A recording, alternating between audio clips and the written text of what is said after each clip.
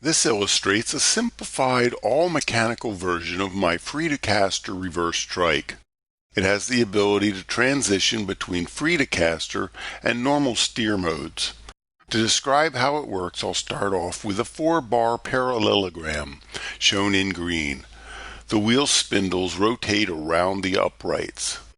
The leaning body of the bike, shown in red, rotates on the axis of the center of the top horizontal bar. The leaning body also has an arm that connects to the lower bar that keeps the bike parallel with the uprights on the sides of the 4-bar parallelogram. Added to the top horizontal bar is a vertical bar shown in blue that I call the actuator bar.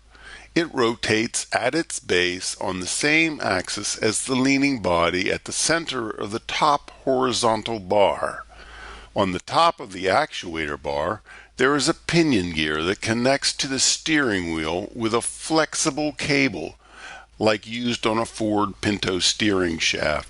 When the steering wheel is turned, the pinion gear engages a curved rack that has a radius around the pivot point of the actuator bar. It is the actuator bar that drives both the lean and steer. On the front side of the actuator is a Watts linkage, shown in purple, that connects the uprights of the 4-bar parallelogram to the actuator bar via a connector that can roll up and down on the actuator bar. I call this rolling connector the transition device. On the back side of the actuator bar, there is a pair of leaf springs that are bolted at the top of the springs to the actuator bar. The bottom of the 2 springs clamp the pitman arm, shown in orange, that rotates freely around the same axis as the actuator bar. Steering rods connect the pitman arm to the wheel spindles.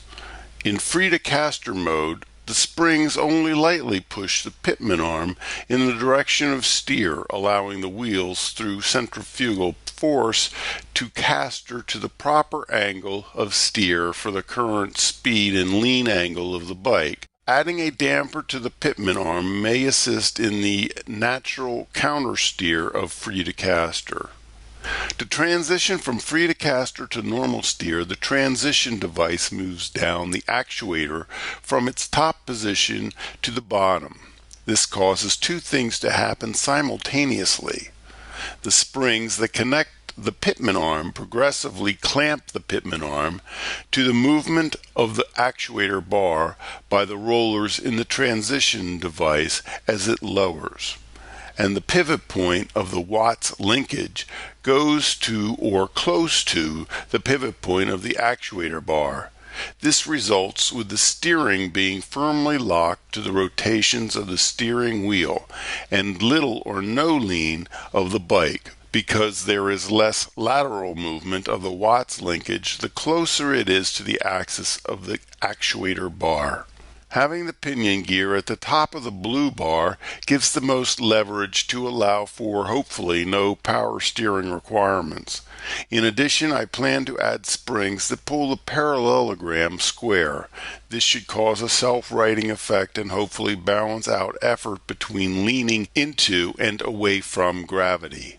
For the bicycle, the transition between normal steer and free-to-caster will be manual because the bike is really intended as a proof of theory for the motorcycle I plan to build, but it could use a hand lever with cables and pulleys to raise and lower the transition device.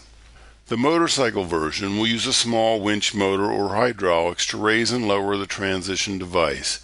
Power steering will also be used to assist leaning effort.